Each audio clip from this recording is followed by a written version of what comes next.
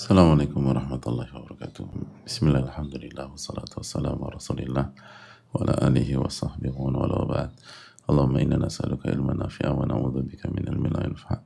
Allahumma 'allimna ma yanfa'una wanfa'na bima 'allamtana. Allahumma aslih lana umurana kullaha wa aslih wulata umurina. Allahumma ansurna wal muslimin al madhlumina fi Filastin wa fi kulli makan.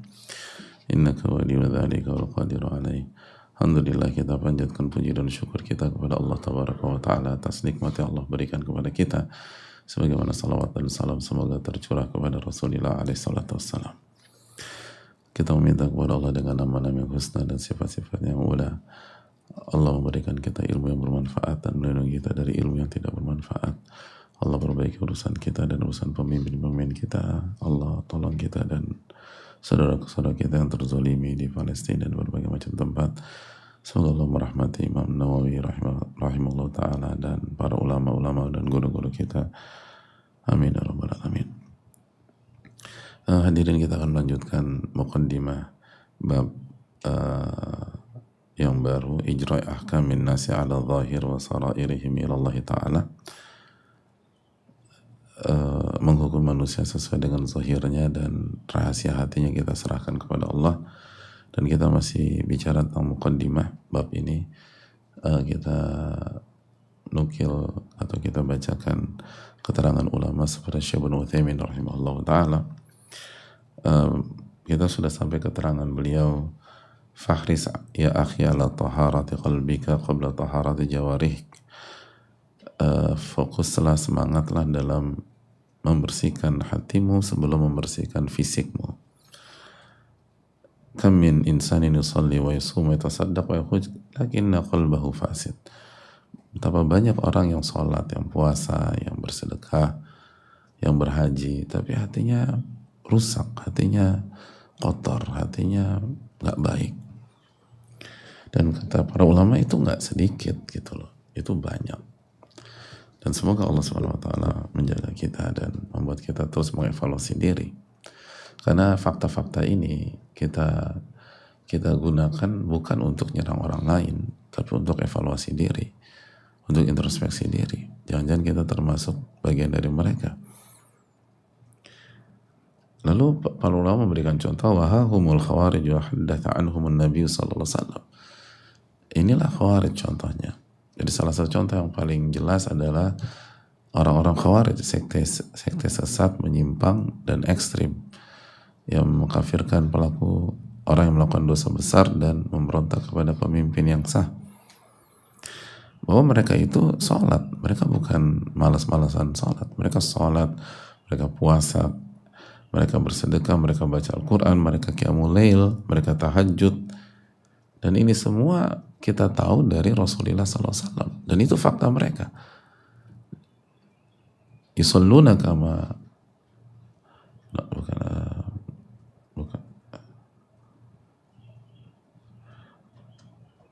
apa, yakhiru ahdukum salatahu ma'a salatihim. Kata Nabi SAW, salah seorang dari kalian akan meremehkan salatnya kalau membandingkan salatnya dengan salat khawarij, dan akan meremehkan puasanya jika dibandingkan dengan puasanya orang khawarij. Kata Nabi SAW, yaqra'una al-Quran, mereka membaca Al-Quran, lakin la yujawizu taraqiyahum, tapi baca mereka tidak melewati kerongkongan mereka. Itu Nabi SAW menyatakan Nabi. Jadi kita tahu orang khawarij itu rajin ibadah dari mana? Dari Rasulullah SAW dalam hadis yang sahih. Dan itu fakta mereka. Bagi yang baca sejarah akan tahu jelas bahwa mereka mengerjakan ibadah. Mereka tahajud, mereka qiyamul lail, dan sahabat menganggap ibadahnya rendah dibanding ibadah mereka. Tapi kata Nabi SAW, la yujawizu imanuhum hanajirahum, tapi iman mereka tidak melewati kerongkongan mereka. Artinya iman mereka nggak masuk ke dalam hati mereka. Jadi kata para ulama, ma'annahum salahu al-zawahir, lakin ma nafa'ahum. Jadi masalah mereka, hadirin, mereka memperbaiki zahir mereka, tapi mereka nggak memperbaiki batin mereka. Itu masalahnya. Mereka concern, mereka fokus, mereka perhatian dengan zahir mereka. Jadi zahir itu bukan hanya tentang fisik ya. tapi amalan fisik juga. Ya, ada banyak orang yang hanya perhatian sama fisiknya, sama penampilan, sama tubuh, sama wajah dan seterusnya, tapi tidak memperhatikan zahir. Ada orang yang maksud memperhatikan zahir, amalan-amalan zahir, dan mereka nggak memperhatikan hati mereka. Nah, orang Khawarij itu memperbaiki zahir mereka, memperbaiki sholat, memperbaiki bacaan Quran, memperbaiki puasa, tapi nggak memperbaiki zahir mereka, tidak memperbaiki batin mereka, tidak memperbaiki keikhlasan, kemurnian tauhid dalam hati, tidak memperbaiki sifat penyayang dan seterusnya. Apa yang terjadi? Lakin manafa'hum, nggak ada manfaatnya, kata para ulama. Upaya mereka memperbaiki zahir mereka nggak bermanfaat sama sekali. Fala taktar bisalahi jawarihika. Lalu ulama kembali ke diri kita, dan ini poinnya, maka jangan pernah tertipu dengan kebaikan fisik kita, jangan tertipu dengan kebaikan amalan zahir kita. Jadi jangan tertipu dengan apa yang kita lakukan dari amalan zahir, apalagi cuman sekadar good looking secara fisik atau secara tubuh, itu lebih-lebih lagi. Orang yang sholat, puasa, zikir, baca Quran, jangan sampai kita tertipu dengan itu. Apalagi cuma ngandelin ketampanan, kecantikan, atau fisik yang semampai dan lain sebagainya.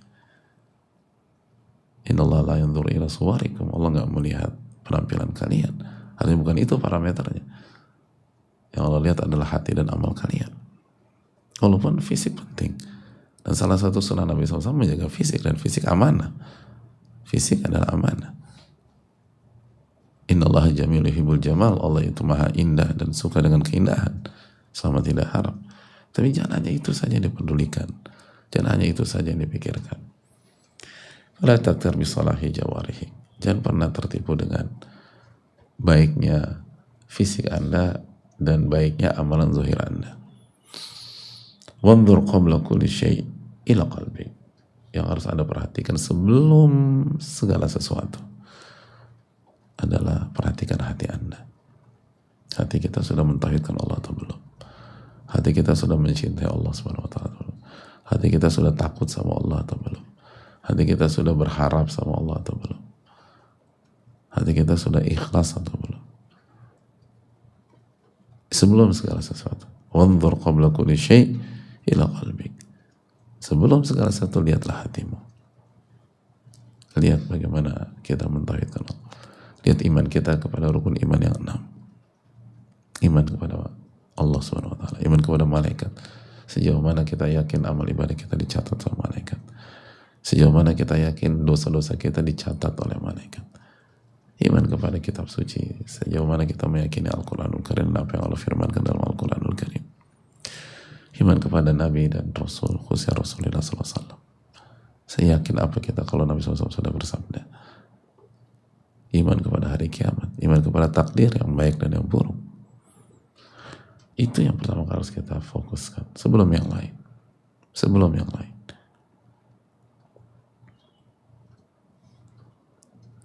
Makanya kan dulu para sahabat belajar apa?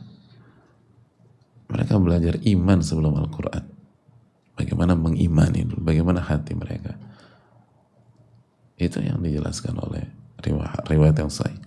Para sahabat itu diajarkan Nabi SAW iman sebelum Al-Quran. Artinya beriman kepada Allah sebelum bagaimana membaca Al-Quran, bagaimana menghafal Al-Quran. Tapi iman dulu kepada Al-Quran. As'alullah an yusliha qalbi wa qulubakum ahamu syai'hul qalb. Lalu ulama berdoa, ya Allah, aku berdoa agar Allah memperbaiki hatiku dan hati kalian. Jadi Syekh Ibnu Utsaimin rahimahullah mendoakan atau berdoa untuk dirinya dan untuk kita semua. As'alullah an yusliha qalbi wa qulubakum. Aku berdoa kepada Allah semoga Allah memperbaiki hatiku dan hati kalian. Ahamu syai'hul qalb. Yang paling penting itu hati. Dan bukan meremehkan. Karena kalau hati baik, Rasulullah SAW mengatakan idza saluhat saluhal jasadu kullu. Kalau hati baik, seluruh anggota badan akan baik. Kalau hati baik, seluruh fisik akan baik. Tapi kalau hati rusak, hati buruk, semua akan buruk. Itu hal yang perlu kita tanamkan dan camkan bersama-sama jamaah sekalian. Dan itu yang harus kita renungkan. Dan pelajaran besar dari orang-orang Khawarij. Mereka memperbaiki amalan zahir mereka, tapi mereka nggak memperhatikan batin mereka. Mereka nggak memperbaiki tauhid dan keikhlasan serta ketawaduan. Makanya kan sampai-sampai pada titik gembong mereka itu mengatakan kepada Nabi SAW, "I'dil ya Muhammad fa innaka lam ta'dil." Berlaku adillah wahai Muhammad, karena sesungguhnya engkau tidak berlaku adil. Bayangkan kesombongan luar biasa. Itu yang dikatakan, "I'dil ya Muhammad." Berlaku adillah. Dia menganggap Nabi SAW nggak adil. Kata para ulama, itu perpaduan antara kesombongan dan kebodohan. Kebodohan dan inkonsistensi. Kenapa? Sombong, jelas sombong lah. Menganggap, jadi ini kan dia nganggap Rasulullah SAW nggak adil dan dia nggak adil. Yang ngerti konsep keadilan itu dia. Dia merasa lebih tinggi, termasuk dari Nabi SAW. Allahu Akbar. Itu orang, itu klimaks atau bukan anti klimaks dari orang yang hanya fokus pada hal-hal yang zahir dan lupa memperbaiki hal-hal yang batin. Akhirnya ngeremehin orang, akhirnya sombong. Gembongnya Khawarij itu meremehkan Nabi SAW. Dan kesombongan ini bersatu dengan kebodohan dan inkonsistensi. Kata para ulama, ini kebodohan tingkat yang sangat parah. Kenapa demikian? Dan ini inkonsistensi. Karena kalau dia merasa Nabi SAW tidak adil, kenapa mempercayai Nabi SAW sebagai seorang Rasul dan Nabi? Itu inkonsisten.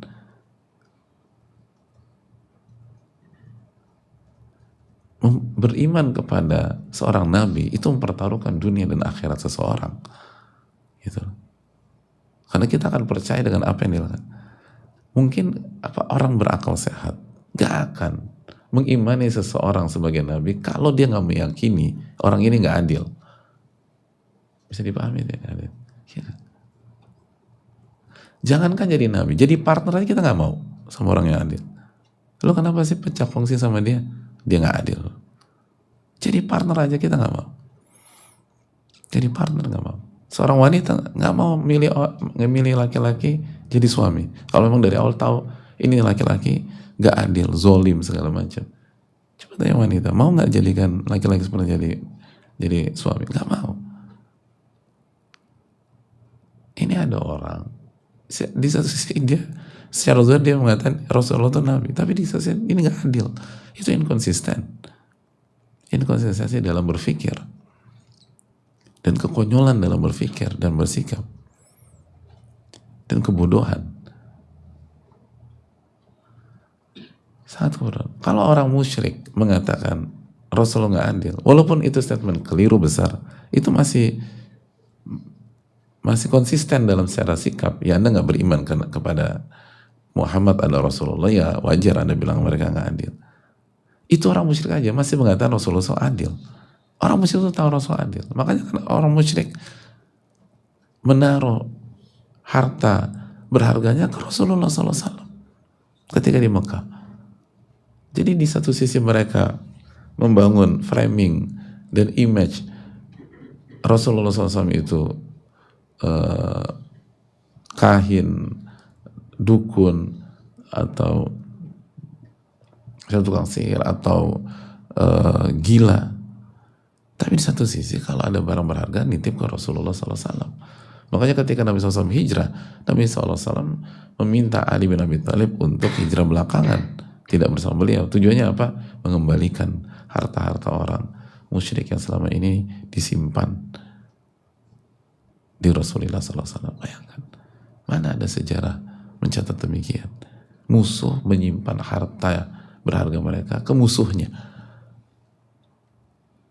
dan nggak diambil sampai pada satu titik mau dibunuh ini sosok sebelum, dan sosok ini tahu dan akan pergi, dan sebelum pergi dikembalikan dulu. Ada sejarah manusia demikian. Sejarah mana yang mengatakan demikian?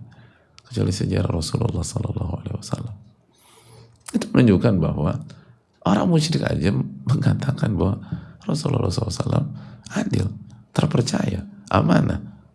Ini ada orang secara zahir mengaku beriman kepada Rasulullah SAW, terus mengatakan, "I'dil ya Muhammad fa innaka lam ta'dil."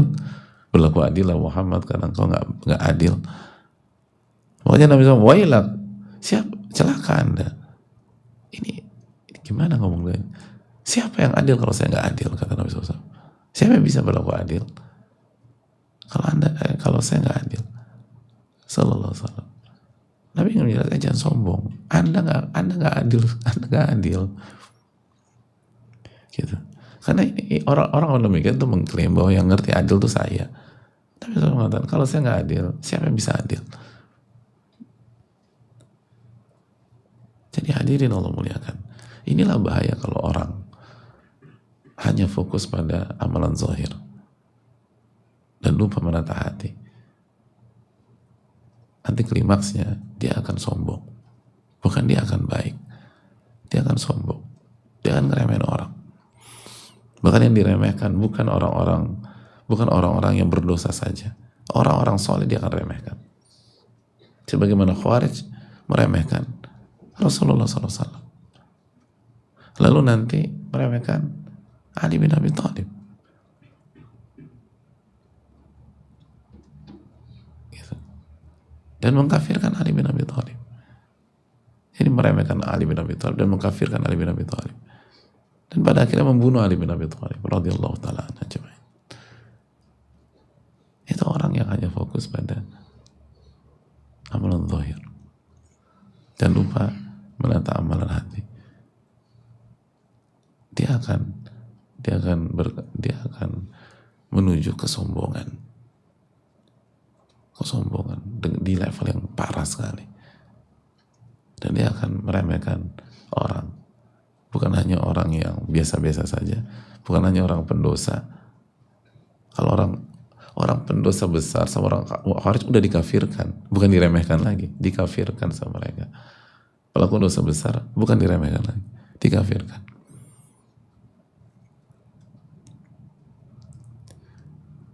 Sampai ahli ibadah, orang baik, ulama, ahli ilmu diremehkan sama mereka. Itu sejarah terhadap orang-orang yang hanya fokus pada amalan zahir dan lupa fokus pada amalan batin. Dan amalan zahir mereka nggak bermanfaat sama sekali. Ini yang bisa disampaikan, kita akan lanjutkan di pertemuan yang akan datang. Wassalamualaikum warahmatullahi wabarakatuh.